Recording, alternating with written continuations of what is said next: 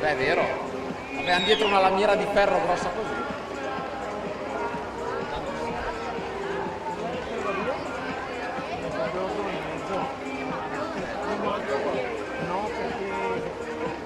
Per la quarta serie Fabio Soprano alla 1, alla 3 Matteo Mainardi, alla 4 Riccardo Argento, alla 5 Patrick Battistella, alla 6 Elia Simeoni, alla 7 Raffaele Ferracino, alla 8 Leonardo Favaro.